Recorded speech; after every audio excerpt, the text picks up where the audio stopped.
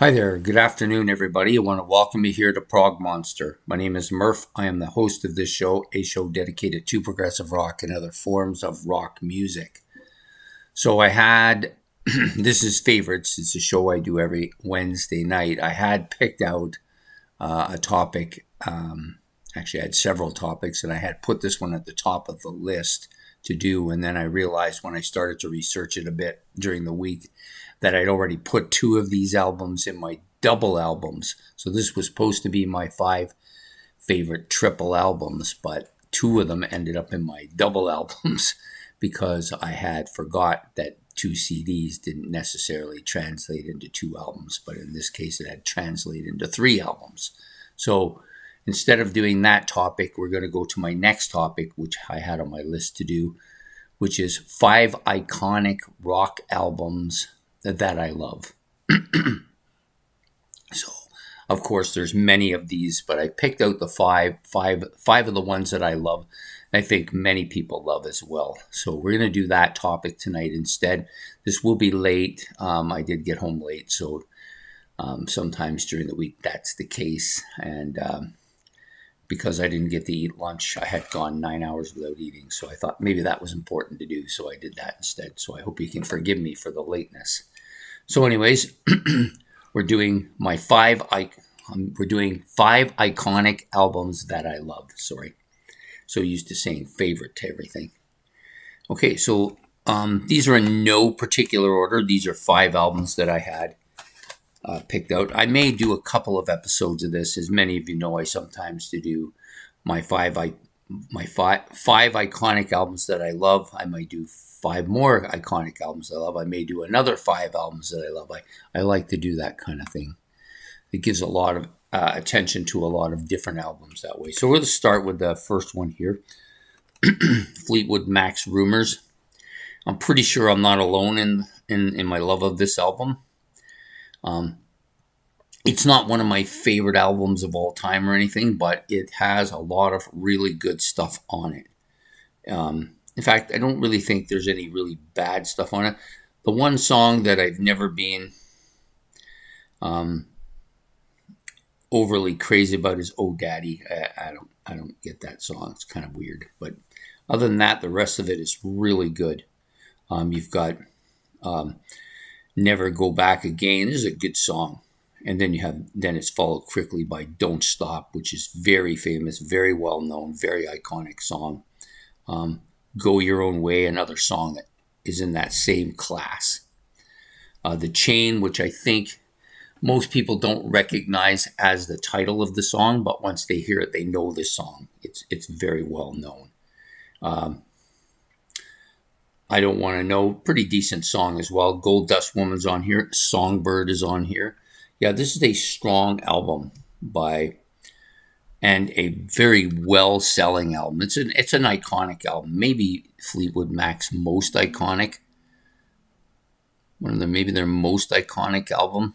The one I know the most, and I think a lot of people share that.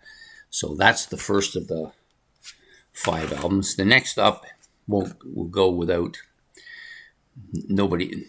I can't imagine any person that listens to rock music wouldn't know of this album. This is Led Zeppelin 4. Old Man with sticks piled on his back. There's not a bad song on this album.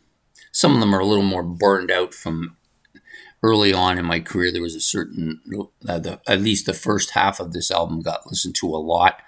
In the last half of my career, these second side of the album has gotten a lot more listens. But there's no bad songs on this. "A Black Dog," among my favorite Led Zeppelin songs, opens this.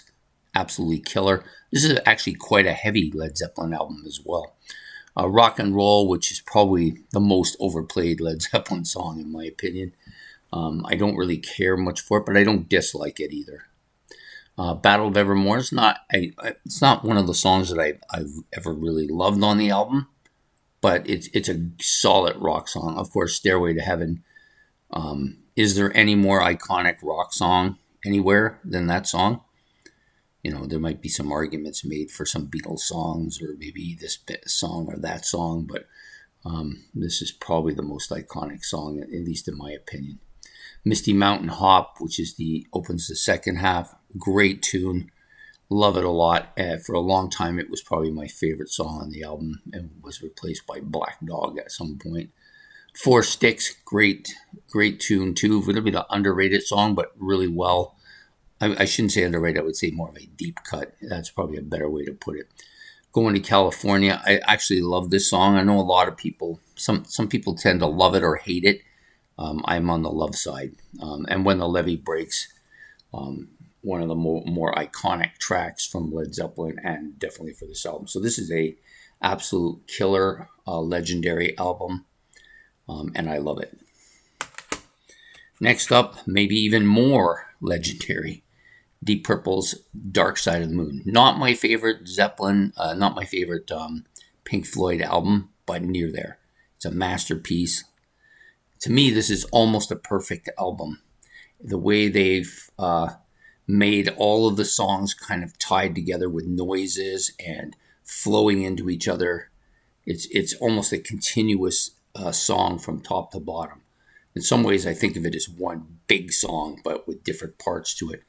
But there's like some of the most iconic Zeppelin. Sorry, I keep wanting to say Zeppelin. One of the most iconic Pink Floyd albums and most iconic rock albums in history. Speak to Me, Breathe opening.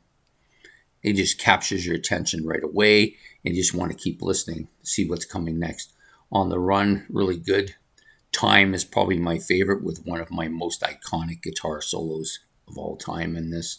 The Great Gig in the Sky, very different from a lot of the other tracks on here, but to be honest with you, they're all very different from each other. Money, of course, one of the most well-known Pink Floyd songs of all time, with lots of different sounds that tie it to the next song, Us and Them, which I think is the best deep cut on this album. And you know, maybe it's not even a deep cut. I'm not even sure. Maybe it's even like a forward song, you know. Any Color You Like, Brain Damage, and then finishing with Eclipse. Just an absolute masterpiece of an album. And I can't be alone on that because it sold more than 40 million copies, right? Next up, Deep Purple in Rock. The cover, very well-known cover. This is a iconic album of massive proportions. You've got some of the best of Pink Floyd on. Now I'm saying Pink Floyd. Before I was saying Led Zeppelin when I was on Pink Floyd. Of Deep Purple's album songs are on this album. Speed King, great opening tune. Bloodsucker is probably my favorite at the current time that we're talking. I do love that song a lot. Child in Time, maybe their greatest song. And it's also very proggy, which I liked a lot too. Flight of the Rat, good track. Into the Fire, I love it. Living Wreck, maybe the best deep cut on the album, I think. Hard Lovin' Man, great. So there are no bad tracks on this album. I do love the album cover quite a bit as well. Probably my favorite Deep Purple album. I can't imagine which one I might choose over it, but I'm still working my way through their discography too. At one point I'll do a ranking and we'll see if it actually turns out to be that way. And the last album for this iconic album collection that I love is Aqualung from Jethro Tull. Now, at one time, I did not like this album.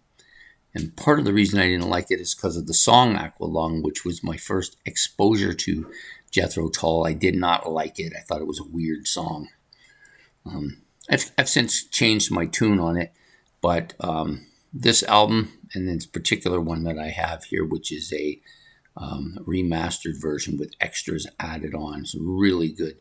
There are no bad tracks on this album. There's just degrees of great and greater, if you ask me. The song Aqualung starts this out. It's the classic rock song that everybody, if they know no other songs by Jethro Tull, that's the one they know. You know, Cross-Eyed Mary, maybe my favorite hard rock song by them. Cheap Days Return, good track. Mother Goose, probably my favorite on this album. as we stand right now. Wondering aloud. Yeah, I love the vocal parts on that particular track. Up to Me, good track. Then you've got on the other side, or the next side, or the back side, or whatever you want to call that side. And I'm not even sure that this is the dividing point, but this is where I'm dividing it. My God, fantastic tune. Can't even see the next tune. Oh, Hymn 43 is a good song. Slipstream's good. Of course, the iconic Locomotive Breath, which most people would know by sound, if not by title.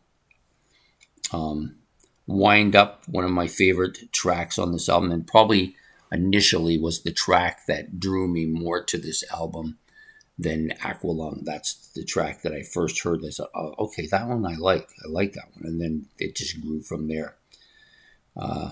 Lick Your Fingers Clean, another good track. And then you've got, of course, on this particular one, you've got some bonus tracks with Wind Up, the quad version, excerpts from the Ian Anderson interview, which is quite good on here too. And you also have 3 songs at the bottom, which I believe are on other albums. Fat Man, of course, I know that one is on Stand Up. Bure may be on that same album. And Songs for Jeffrey Hammond, of course. So, iconic cover, iconic album. I do love it quite a bit.